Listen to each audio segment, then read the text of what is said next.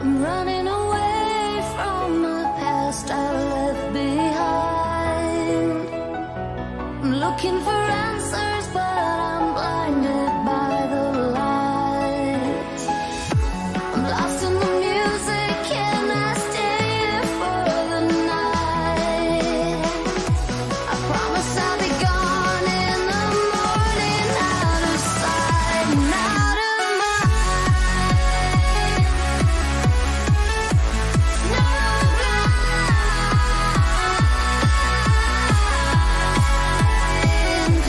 out of sight and out of mind.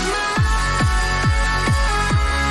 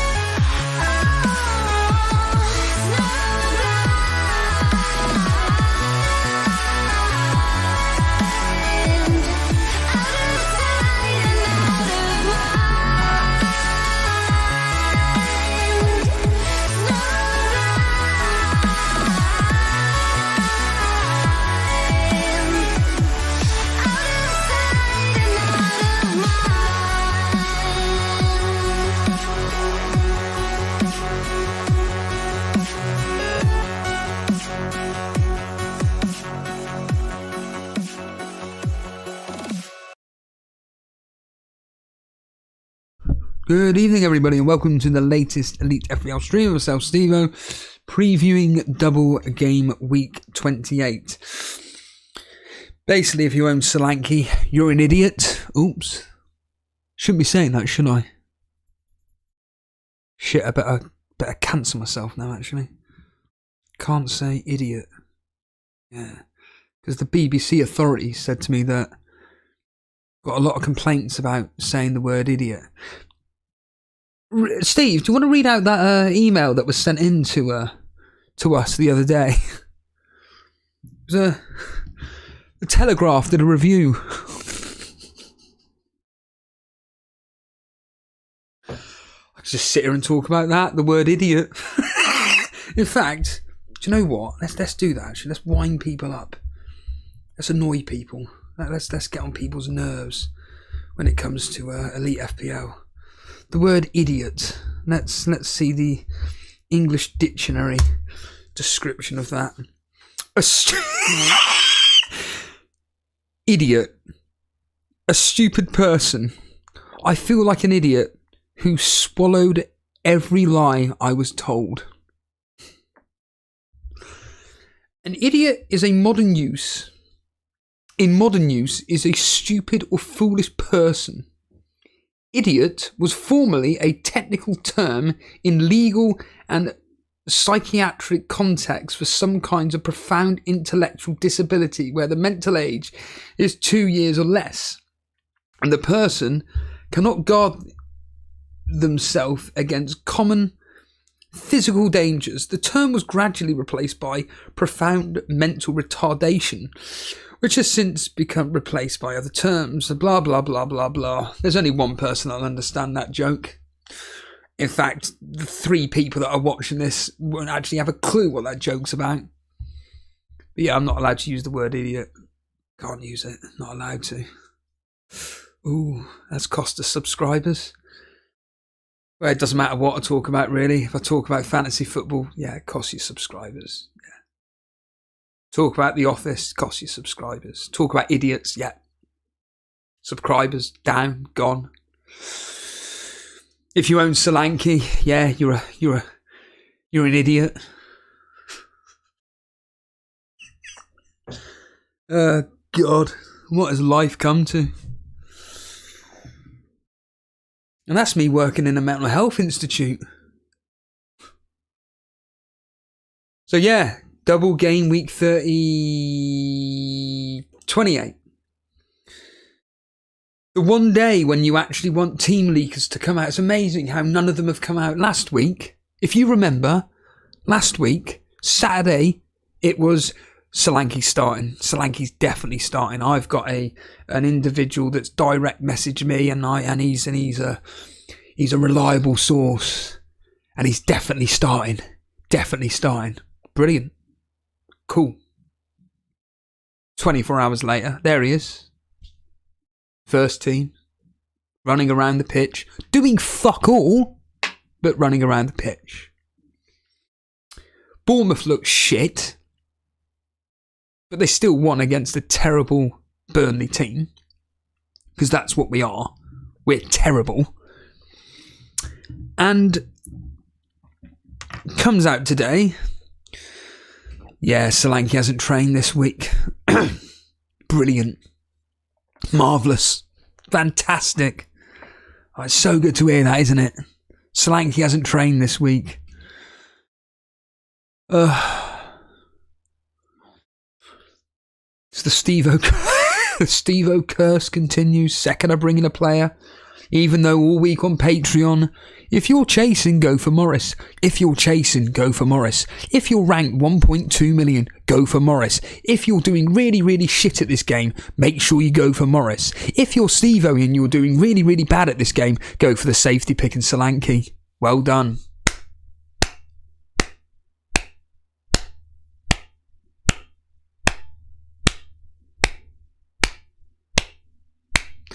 It's just typical. You couldn't make it up. This morning, I did a -8 because I brought in Bowen, because I do think West Ham are going to tear us a new one. I think, I don't care what the result was last night, it's going to be a minimum of 2 goals to West Ham. I'm predicting 4-0, Fire Talk. In fact, it doesn't really matter now in the Super Brew because I'm completely failing miserably in that, so it doesn't really matter what I predict because like I say, I'm an idiot when it comes to Super Brew. Rather than just sticking with my predictions, which I write down on this piece of paper here, just stick with the predictions that you put down in the first place. Do I bother? Nah. Now I'll still stick with I'll just go with a Burnley win instead of the Bournemouth win. I'll go with a draw between Everton and West Ham, despite the fact I put West Ham to win. But now I'll just change it to 1-1. It's just incredible. So yeah, I did a -8 today because I don't want to be taking a hit in game week 29. Simply put, I don't want to be taking a hit in game week 29 because a lot of people are going to be free hitting, and I can kind of cope with being with, I think I've worked out it's going to be I'll have 7 players for game week 29.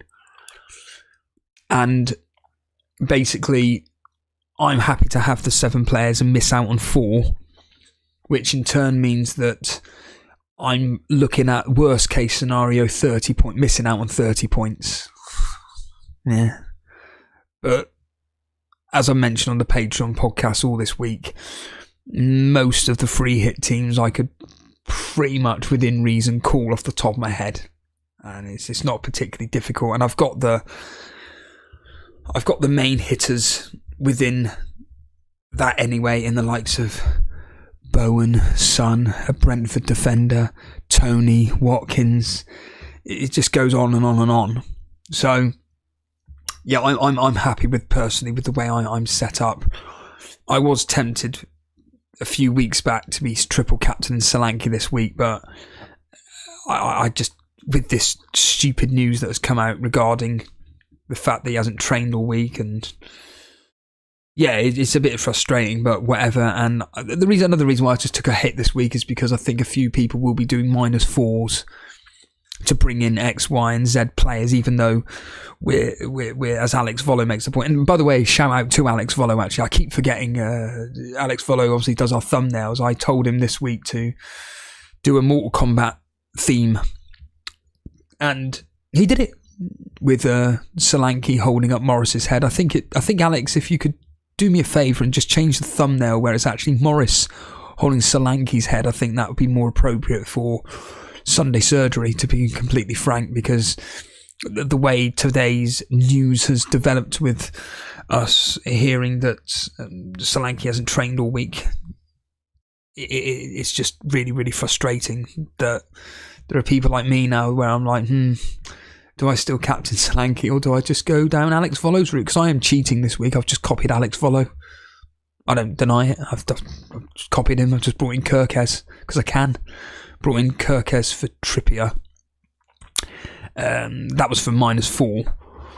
And if I'd have just waited for the news, team news specifically regarding Solanke, I probably would have just gone with Morris instead, and probably captain him as well, to be completely frank.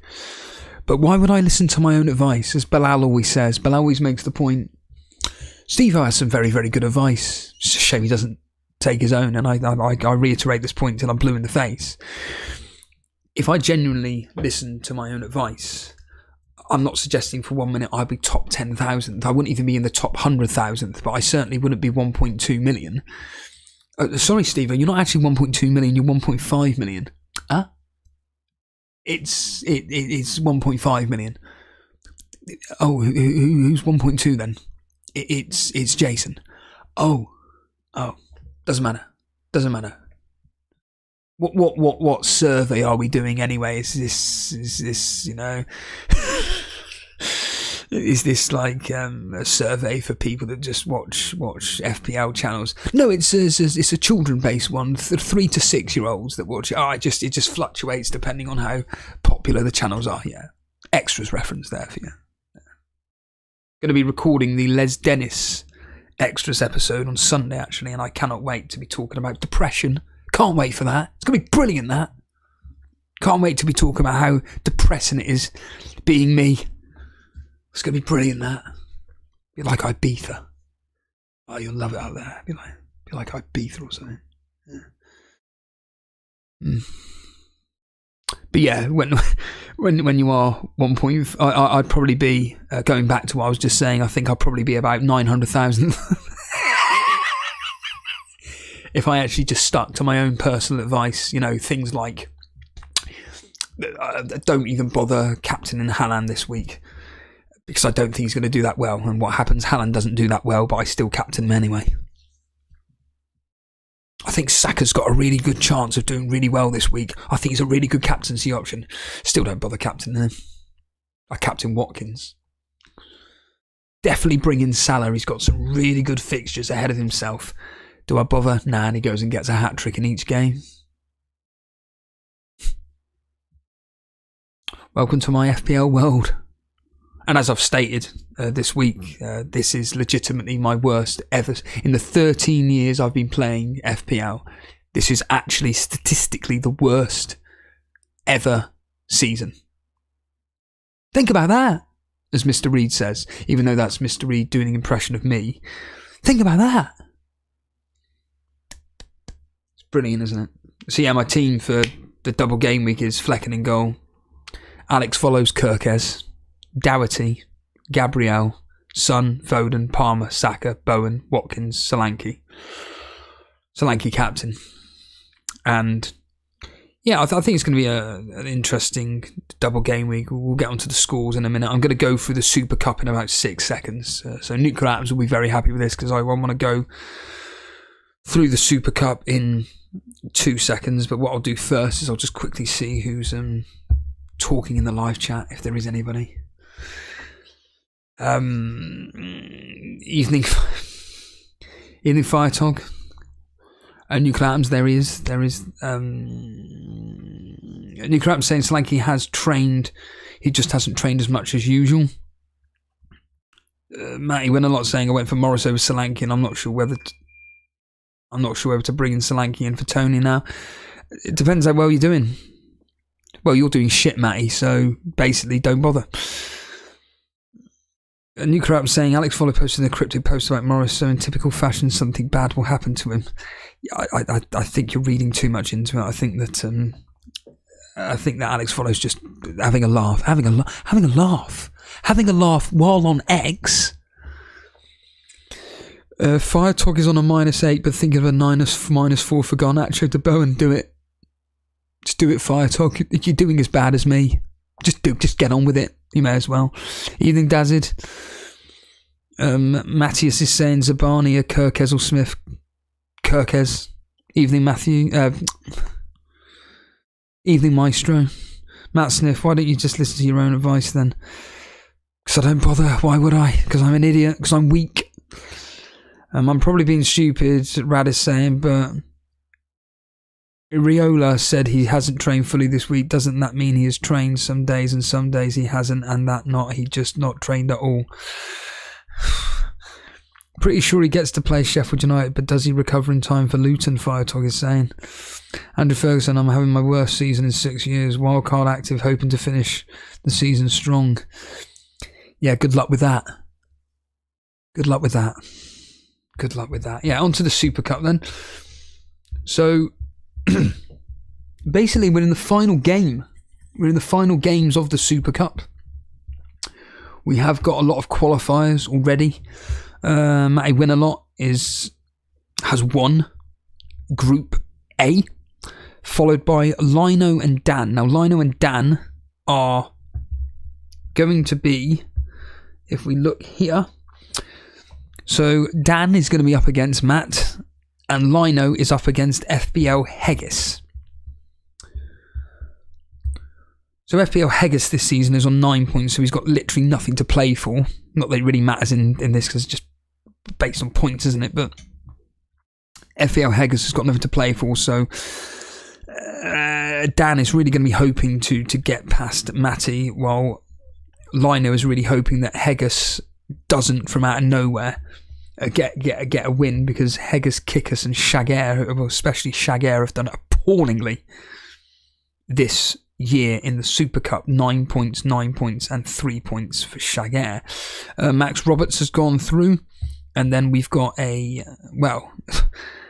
Madeline Tudor, Rodrigo and Colm all in a fight to see who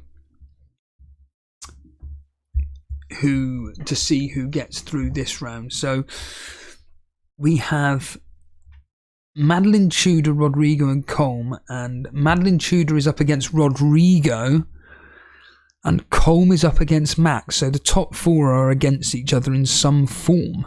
Talking of Andrew Ferguson, he's against Dara B, but he's got no hope in hell of getting through. So really, Madeline Tudor is really going to be hoping that he can get past Rodrigo, both on exactly the same points. Colm is going to have to hope that these two draw and Colm can get past Max Roberts. We then move on to Group C, where Firetog, in fact, this is one of the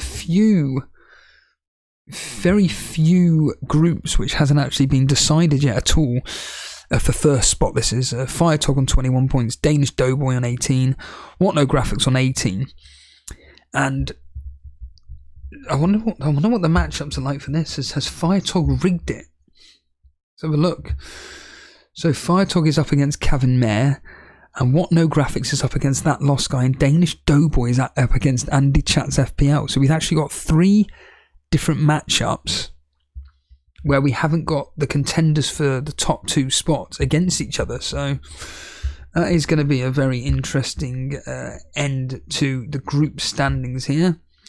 Then move on to Group D, where Karma Baby has gone through on 21 points. Then we've got FPL Leo, who, again, no idea who that is, Chef Ramsey, and Star Wars Dan. Now, depending on how the fixtures are looking for this particular group, looking like it's going to come down to Chef Ramsey or FPL Leo. But can Star Wars Dan have a chance? So Star Wars Dan is up against FPL Leo. So the answer is yes. Karma Baby's up against his mate Podner. And Chef Ramsey's up against FPL MK. So can Podner... Well, it doesn't really matter if Podner does anybody a favour, because actually Karma Baby's gone through already as number 1. So FPL Leo and Star Wars Dan, these two here essentially is quite literally down to whoever wins in them two goes through, because Chef Ramsey, well, if he wins, he's on 18 points, but that'd be exactly the same points as FPL Leo, and yeah, that's gonna be a one for your maths skills there. A Firetog. That's gonna be one for your maths there, Firetog, to work all that out. Yeah, an algorithm does it for me, Steve-o. Yeah. FPL Bailey and Dread in group. Well, FPL Bailey's won it, but Dread, Mad Titan are basically neck and neck. It's a question of who's going to go through out of them two. They're on basically the same points, 16 and 15 respectively. Dread's up against Nikhil and Mad Titan's up against the Don.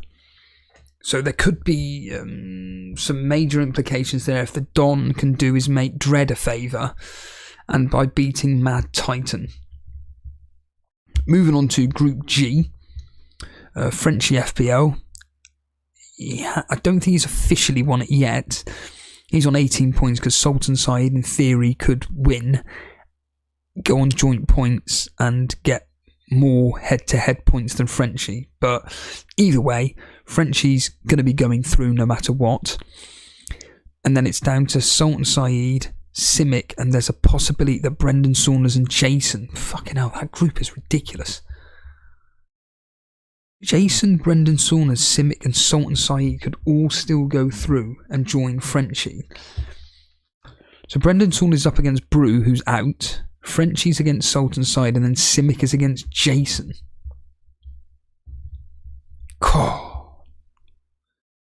So Frenchy needs to beat Sultan Saeed.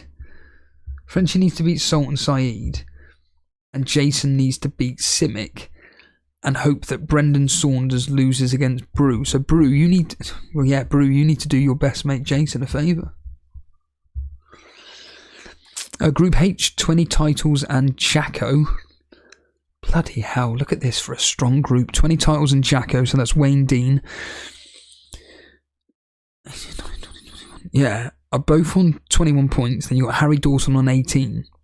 So them three are in a 3-way battle to see who wins the group and also who goes through. And 20 titles is up against Harry Dawson. Fantastic. And Edgeworth, who's completely out of it, is up against Jacko.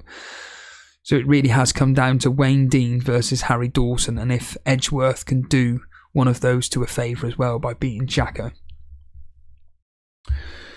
Moving on to Group I, Emil Smith Joe has gone through with 20 points. Then it's followed by PM and Bilal on 16 and 15 respectively. Again, it's going to come down to these two. What happens? So Atletico Bilal is up against top spot in Emil Smith Joe, and Nick Sharp is against PM. And Nick Sharp as well, he's miles behind PM, so I'd like to think that based on this, PM should probably go through just, but Bilal, you've got a chance against a player in Emil Smith Joe that's already gone through. On to Group J, KDB has gone through, 24 points, and then we've got Gabriel De Rop, John Harrison, just about sneaking in is infamous, but really it's down to Gabriel and John Harris, who John Harris is against Infamous, and Gabriel de Rop is against AQ.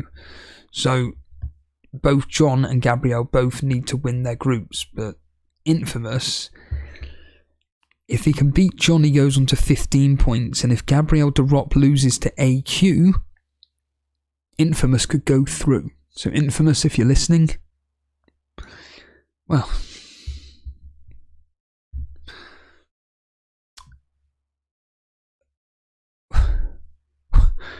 this is mental. This next group, which is my group, Group K, is absurd. Myself, 16 points. Cool K, Abu Dhabi, Shaka Mecca Leka, Denver, all on 15 points.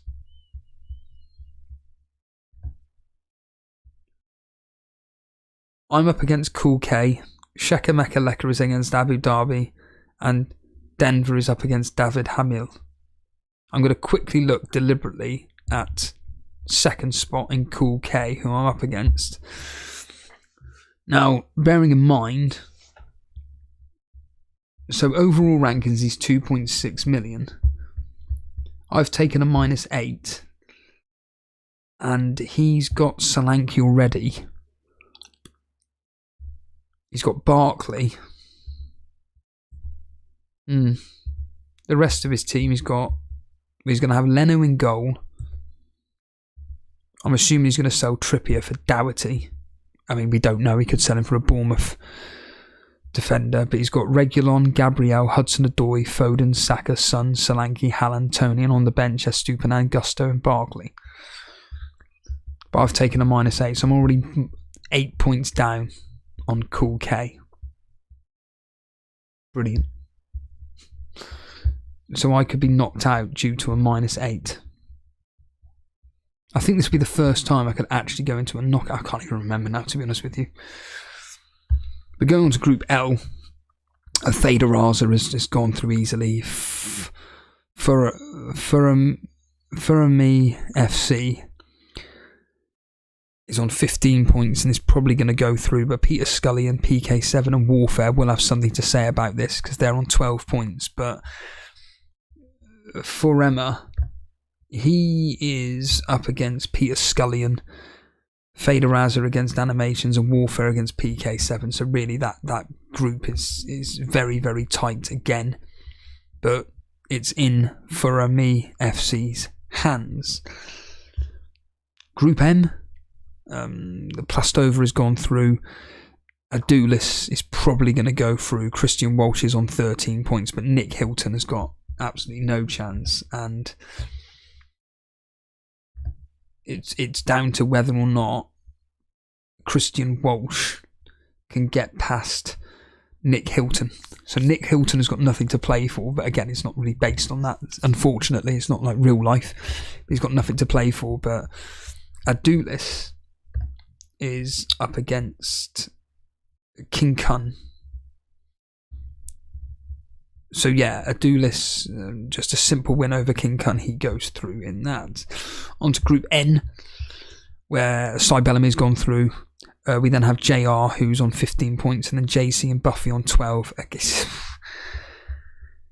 it's going to be a bit of a miracle for either JC or Buffy to get through, but JC is up against the best, so maybe the best can give JC a bit of an advantage there. And then Buffy's against Ben Walker, and JR is against Manesh, who is bottom, completely out of it. So maybe Manesh may crumble there. Group O, we've got Ayush, who's completely gone through here. We've got Danny on 18. In fact, Danny's probably going to go through over Callum, who's on 15 points. And yeah, they're both Callum and Danny are playing different opponents. Danny against Ultimal C and Callum against Ayush. But yeah, it's going to be a tough shot for Ayush, who's been just dominating this whole group. So it's looking like Danny's probably going to go through on that. And then Group P, we've got Harbour Boy, who's won every single match. And then we've got a tie between Zvonka, Crypto and Paulie, all on 15 points. Those three have completely dominated, and Paulie is up against Swanko. and Crypto against Ramanathan. So we've actually got a real decisive game there in Paulie versus Crypto. Paulie against Vonka. And if Crypto is probably going to get through past Ramanathan, who's had a stinker of a Super Cup, it then means that Paulie is going to have to try and take advantage of hopefully Zvonka, and it's all going to come down again to mathematical equations which the algorithm will be able to sort out for Firetalk. I'm going for the title for the worst player in the world this season. Connor is saying, excellent. I just decided not to play competitively anymore this year. Had a really bad FPL addiction and worried about every move I made.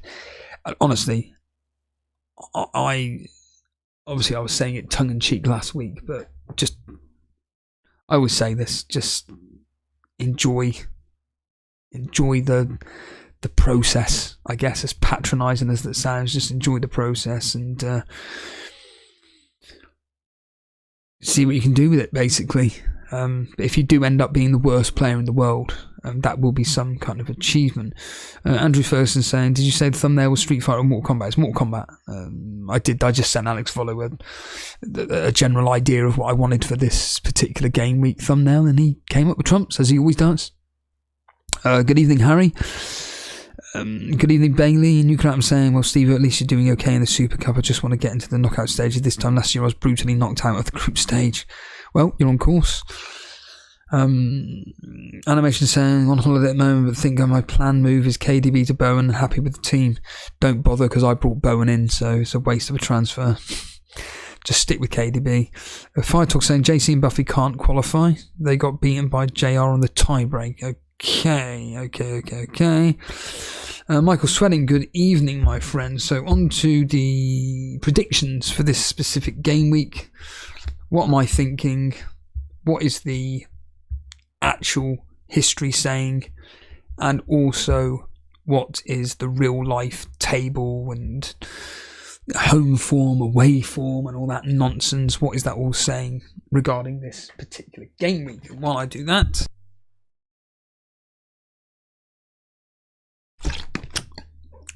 I'm confident this game week could be quite high scoring for certain teams. It doesn't involve the double game weekers. Like Alex Follow says, they're fucking useless. And the two teams that are involved in this double game week are hopeless.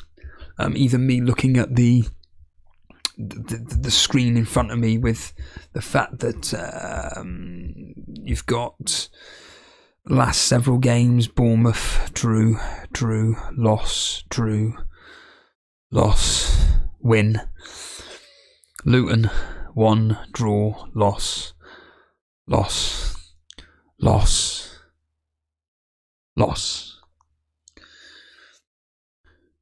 How many goals have Luton scored this season? 37. How many goals have Bournemouth scored this season? 35. How many goals have Luton conceded? 54. How many goals have Bournemouth conceded? 47. Neither are keeping a clean sheet. I'm sorry, Alex Follow, but it doesn't matter what you're thinking here. Neither team are keeping a clean sheet. They're both defensively dreadful. Home alone, Bournemouth at home, they've scored 12 goals.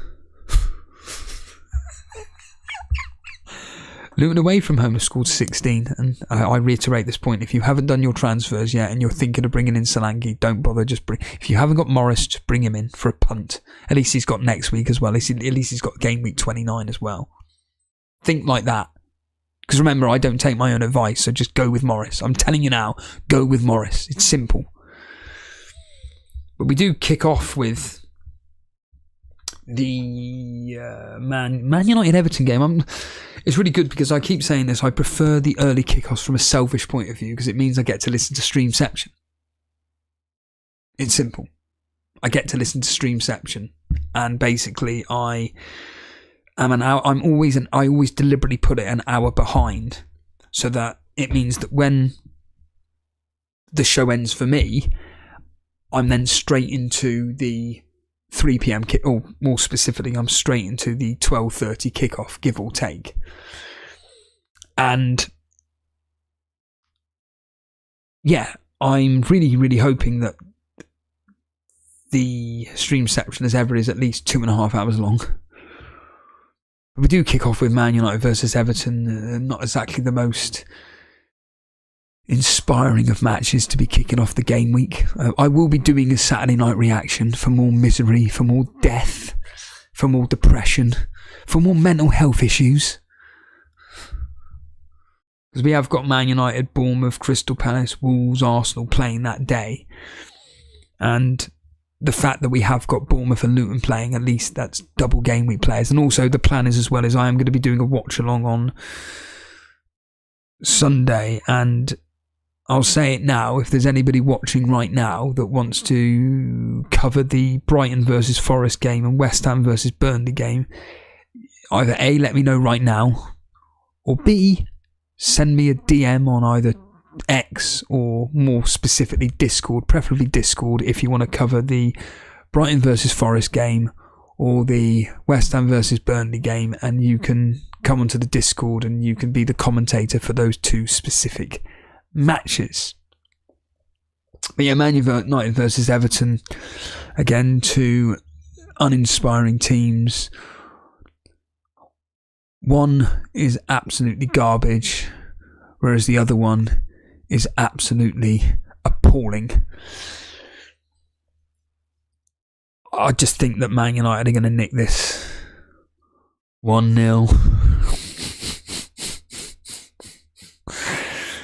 History is going 2-0. The last 4 Man United have won. 2 of them have been 2-0.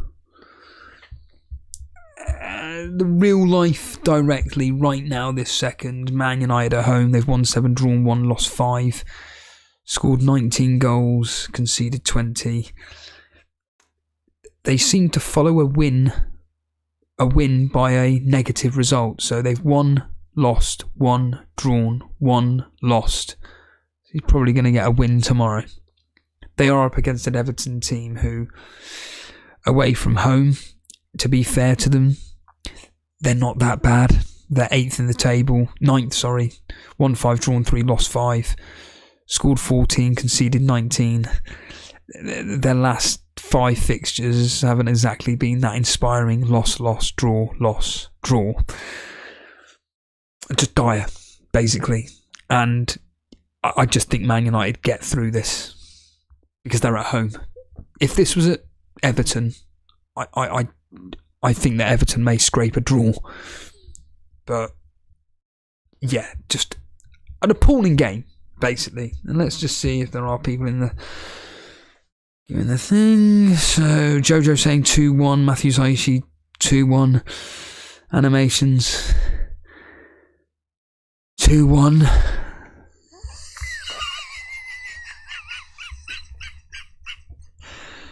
Fire Talk went 3-0.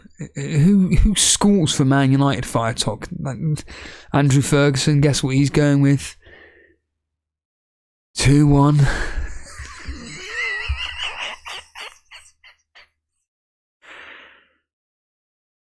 Good God.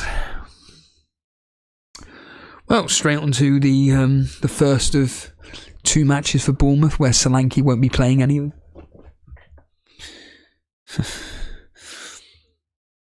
Bournemouth Sheffield United.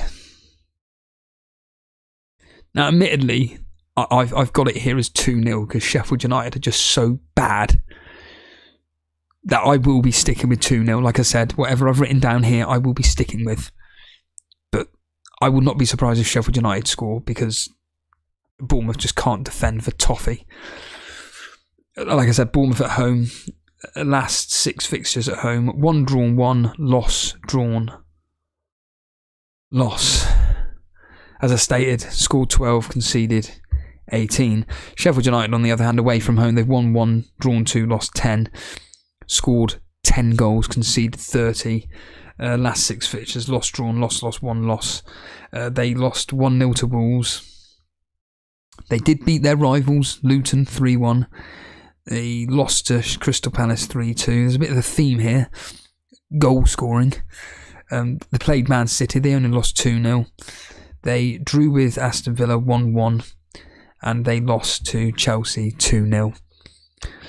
Yeah, I do think that they'll probably score. The history's going 2-1, just. And I mean just. The last 3, Bournemouth are actually unbeaten against Sheffield United. They've won 2 and drawn 1.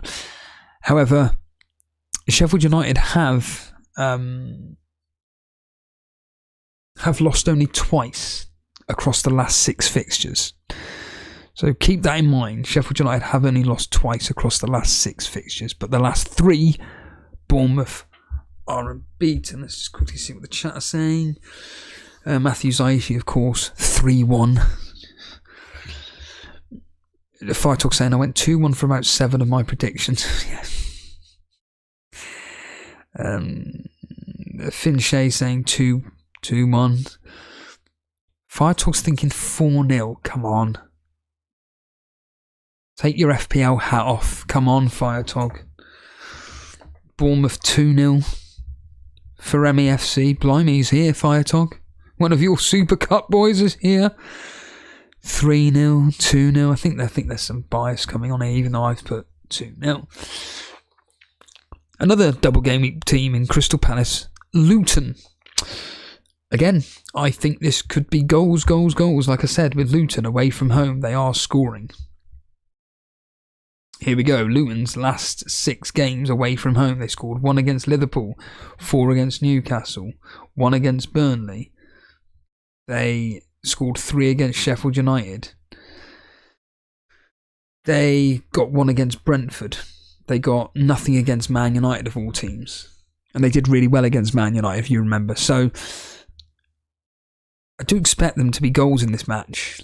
I've gone with a high-scoring draw here. I'm going with a 2-2. I wouldn't be surprised if this ended like 2-2, 3-2, 4-2. Some high-scoring, ridiculous game here. Crystal Palace last 4 fixtures, they have won 3 and drawn and lost 1 at home. They beat Brentford 3-1. They beat Crystal Palace. They beat Sheffield United, 3-2. There's a bit of a theme going on here. The number 3. Here's another 3. Crystal Palace 1. Chelsea, you guessed it, 3. And then last week, guess how many goals Crystal Palace scored against Burnley? 3. So there we have it. Crystal Palace are going to probably win 3-1 or 3-2 here. But yeah, I'm going 2-2. The history's going 2-1 to Luton. Luton have won 4 out of the last 5 against Crystal Palace. In fact, 4 out of 5 matches have actually ended 2-1. 3 have been for Luton. So Luton do like paying Crystal Palace. Let's see the bias of what people are thinking in this game then. Colm is saying 2-1 to Luton, Crystal Palace. Matthew Zaishi, 2-2. Jojo, 2-2. For MEFC, I'm not even going to read that out because it's just FPL bias. Andrew Ferguson, 2-1 Palace. Firetog, 2-1. Which is the common score, but it should be 2-1 to Luton Firetog. Moving on to Colm's team. Wolves at home to Fulham. Fulham in a bit of form at the moment. Forget their away form or home form as it stands right now. I think they are one of the more formed teams. Yep, they've drawn 2, won 3 and lost 1 in the last 6. Away from home, they did get their first win away at Man United, but prior to that, it's just loss after loss after loss. For me, I think the Wolves are going to get through this. Look, I've gone 2-1. I initially had it as 1-0 to Wolves, but I'm going to go 2-1. History's going 1-0. Wolves have kept 4 clean sheets in the last 6, and 3 out of the 4 wins in this particular fixture have ended 1-0. Yeah, it's a very, very low scoring affair, and I do think Wolves should be coming through this. Not comfortably. I do think Fulham score, but Colm saying 1-1. Yeah, Yeah, I can see 1-1. Yeah, wouldn't surprise me. Andrew Verson 2-1. Fire Talk 2-1. Good God, Lewis Kirkby's here. Christ, you must be having a turnaround in the season. He's going 1-1. Matthew Zaishi 2-1. Joe Ryan 1-1. Michael Svedin 2-2. Who's scoring for Wolves? Even though I've said 2 goals as well. Arsenal Brentford. Brentford, a team who, to be fair, away from home, they're crap. I was hoping that I'd see something that was going to back me up to say they're quite good away from home, but they're not. Shit. Arsenal, on the other hand, are complete freaks of nature. They're just scoring goals for fun at the moment. And to be completely frank, I initially had it as 2-0, but I've gone 3-0. I'm going 3-0 to Arsenal here. History's going 1-0 to Arsenal. Arsenal only scored 1 goal per game. And the last 2 against Brentford have ended 1-0. So, yeah, apart from... Was it? Yeah, let me just read that history again, just quickly. Because it was a bit weird looking at it when Arsenal played Brentford. It is quite low scoring. It's not... what you'd expect. And let me just quickly go for the history between these two for a split second here. Obviously the last 2 have ended, as I stated, 1-0, and they've got a very important game obviously against Porto. But yeah, Brentford 2, Arsenal 0, Arsenal 2, Brentford 1. Right, in the last 3, sorry. In the last 3, Arsenal have only scored 1 goal against Brentford. That's what it was.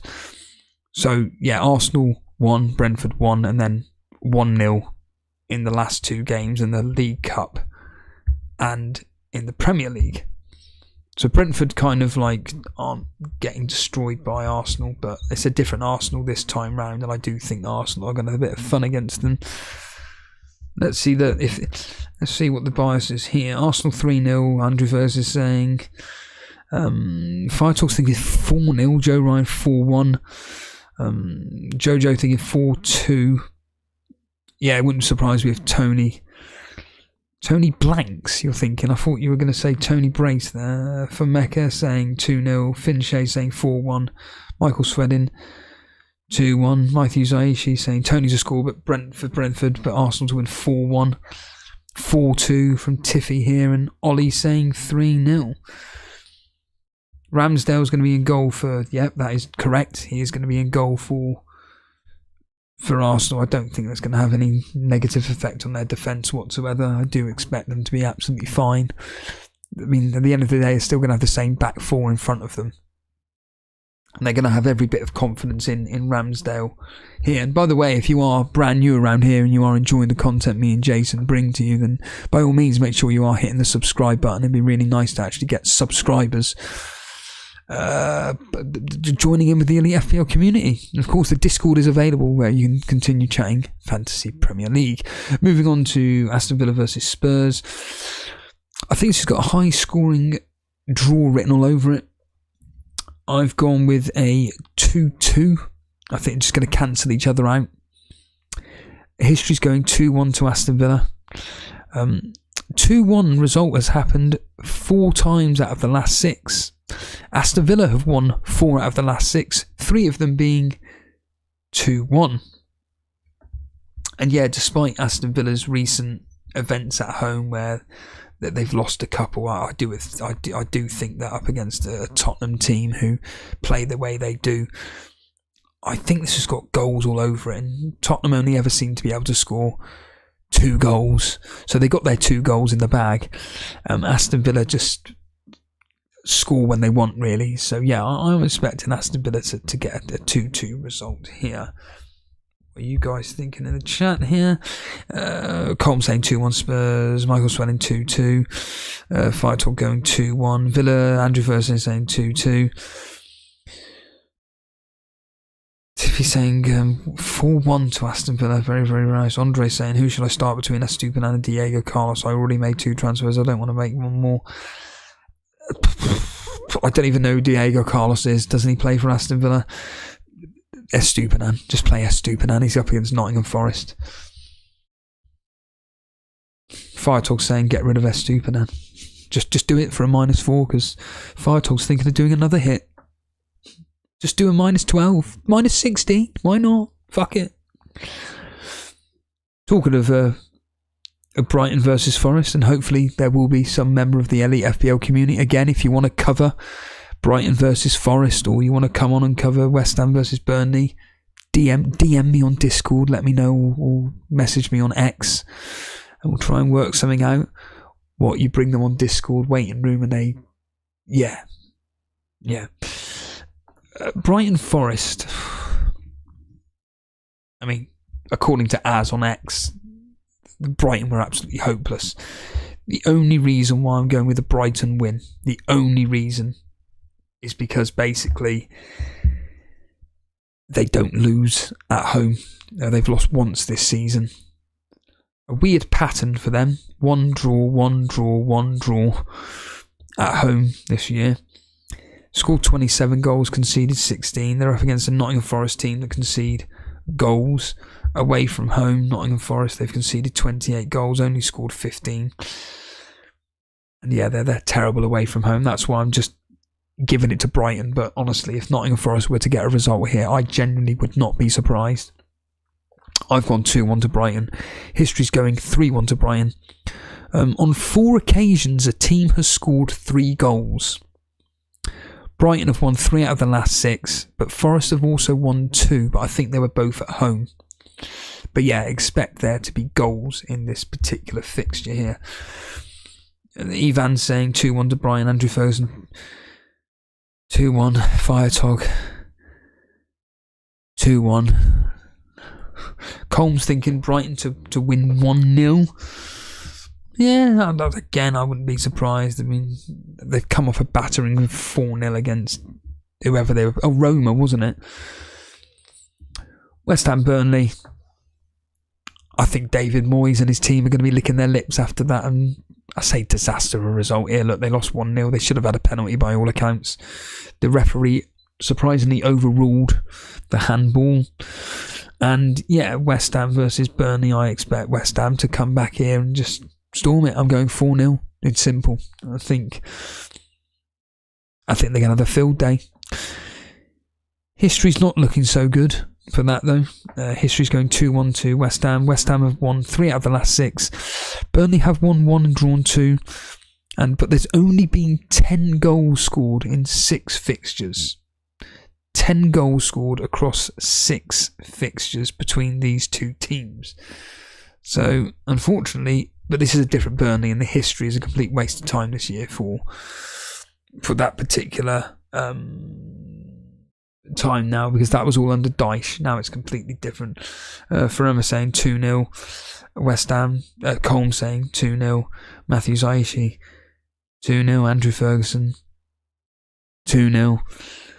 Firetog 3-0, Jojo 4-0. Andrew's thinking Kudos will score both because I own Bowen. Yeah, I brought Bowen in. He's going to do fuck all. So yeah, will fool us. This next game is virtually impossible for me to. I can't call it. Well, you have called it, Steve, though, because you've written it down on a piece of paper.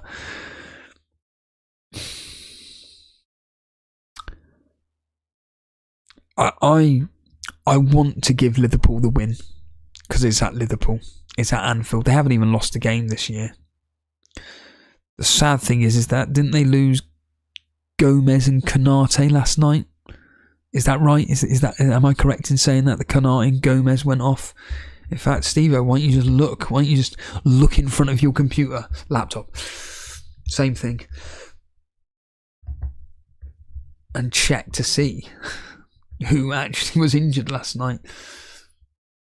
So, yeah, Konate and Gomez went off last night. That's a big hit for Liverpool. That's huge. And I have this feeling this game could be quite literally one of two things. Either just end to end, or it's going to be this really tight affair. I'm going to go end to end here, and I'm sadly going against Liverpool here. I think that Man City will come out on top, annoyingly. I'm going with 3-2.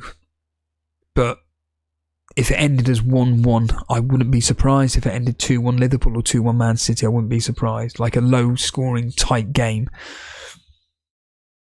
I'm just going to say high-scoring here, 3-2. The table and the form and everything is all in Liverpool's favour here. They're scoring goals for fun, even though they got a depleted front three.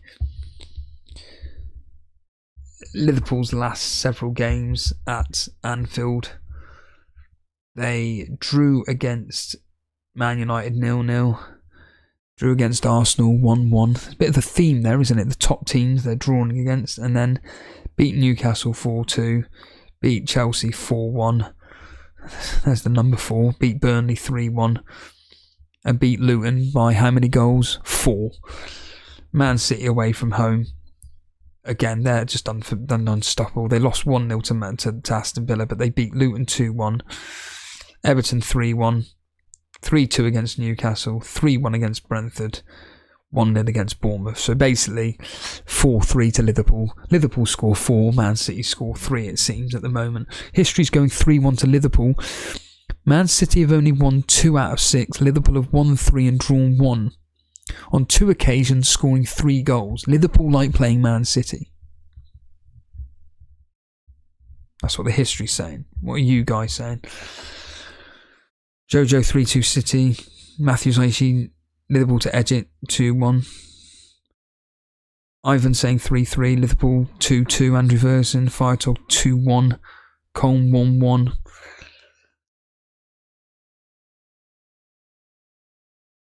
Firetalk's got 50 quid on Arsenal winning the title.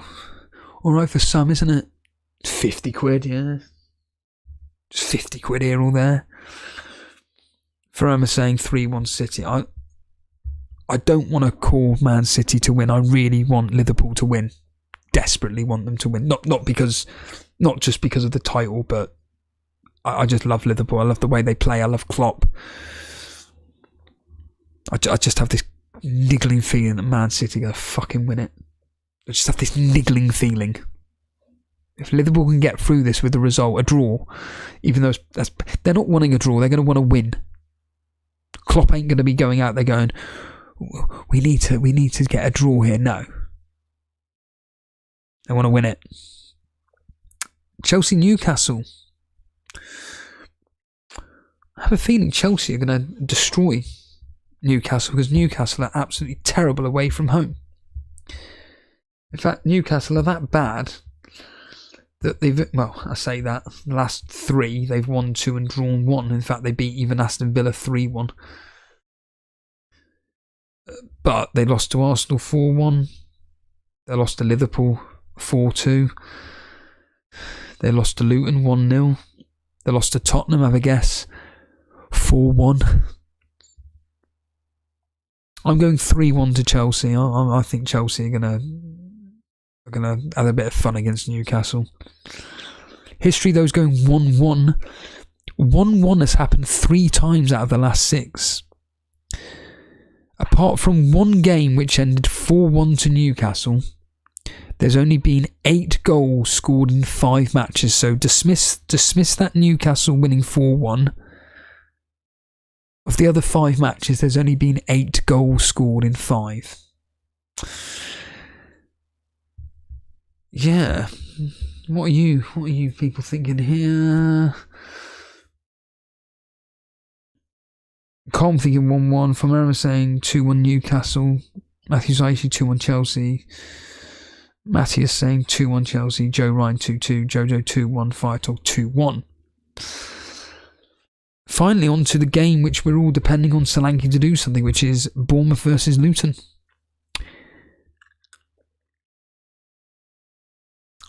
I do think Luton are going to go for this, and I don't know why. I initially had in my head 3-2 to Bournemouth. I initially had that in my head, 3-2 to Bournemouth. It's just that Bournemouth just don't score goals. That's what put me off. Last 6 fixtures that Bournemouth have been involved with. Against Burnley, they scored twice. Against Leicester, they didn't score any. Against Man City, they scored nothing. Against Newcastle, they scored 2. Against Fulham, they scored 1. Against Nottingham Forest, they scored 1. In fact, if we delve even deeper, question for the chat.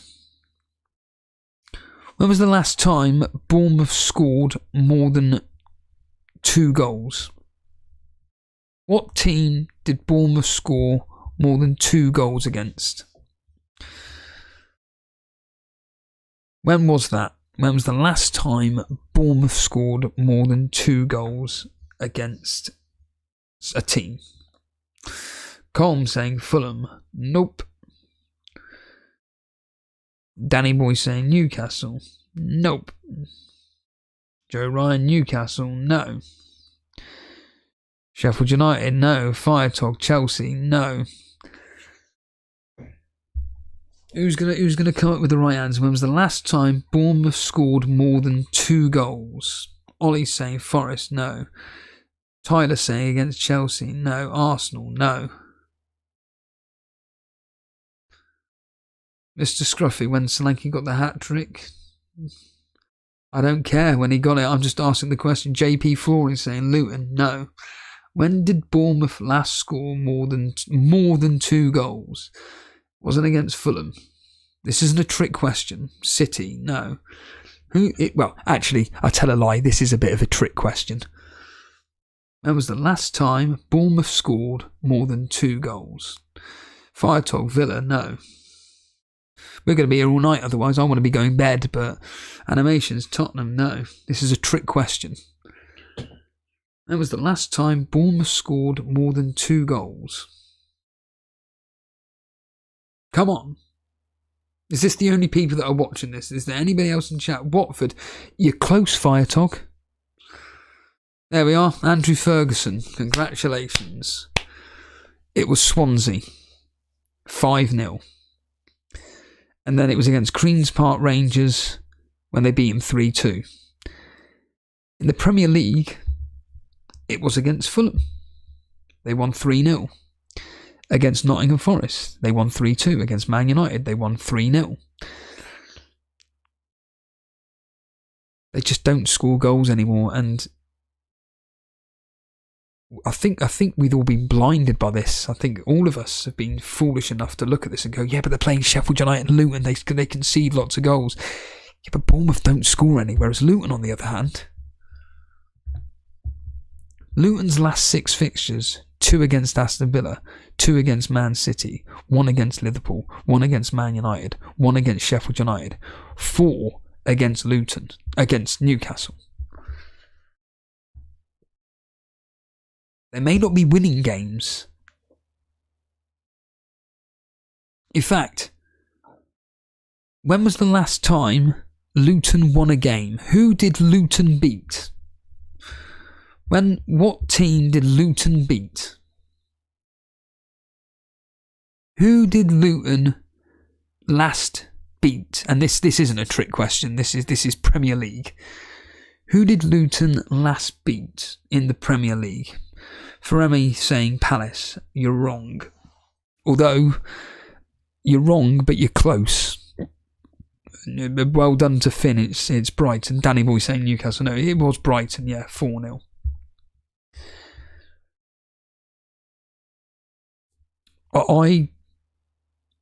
I kind of am saying this, that I think I'm going to regret the fact that I brought in Solanke.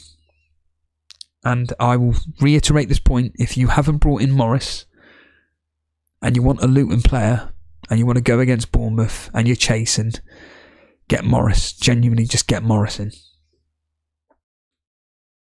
I do think he could be the one, but hey, you've got to go with the form. And oh, wait a minute, neither team has form. They're both shit. Anyway, I'm going 2-1. The history's going 2-1. In fact, the home team in this fixture has only lost once across the last 6. Luton have won twice, and Bournemouth have won twice. it's to put in perspective the history between these two teams. This is how it goes. Back to 2009, in the English League 2, Bournemouth won, Luton won, but then in the FA Cup in 2020, Bournemouth won 4-0. In the Championship, 0-0. In the Championship in 2021, Luton won 1-0. 2021, Bournemouth won 2-1. And in 2022, Luton won 3-2. And these are all Championship games. So yeah, anybody that's going on X and asking who should I get, Morris or Solanke, I think the data, everything is pointing towards Morris. Be a Morris dancer. There's one for you, Alex Follow. Get one up there. Yeah, exactly, Tyler. If you're a non-Solanke and Morris owner with free hit next week, Morris has to be the one. That's true. Animations, I'm thinking about Morrison for Haaland. Just do it. If you're in a desperate situation, just do it. If you really want a double game week player, just do it. I'm triple captain in Solanke. There's a few people doing that, Ollie. Don't bother. Honestly, don't bother. Stop wasting your triple captaincy on that. Finn Shane, I'm thinking of Solanke out for Morris. I wouldn't be going that extreme, but I really would not be getting rid of him for him. And then Andrew Fergus saying I've got Solanke in for Morris. Just quickly going over the very quickly going over the YouTube chat league for a split second here. Top 4, Harry Harbour Boy is top. He's just storming the league here. Then we got Harry Dawson, that's 11 points clear of Madeline Tudor, and then Harry Daniels, FPL Harry, he's then 11 points behind Madeline Tudor, and then there's a tiny little gap between Harry and Flying Dutchman there, but it's going to be an interesting game week, to be completely frank. It really is down to who's going to come out on top between Solanke and Morris. And I sadly, in my opinion, think that Morris could be coming out on top based on everything we've discussed. Discussed? Have you really discussed it, Steve? Everything we've mentioned tonight is pointing in favour of Luton scoring the goals. Sadly. Animation saying, if I take Haaland out, I won't free hit as I have 8 players. Yep, don't bother them. Just save the free hit. That's what I would do. I would do that. Finn saying, Haaland out for Morris, no free hit. Yep, do it. Genuinely, just do it. I mean, I've taken out Haaland. Just get it done. Get it done. Right then. Lewis Kirkby just thinking, I'm honestly thinking doing -4 Watkins out for Morris.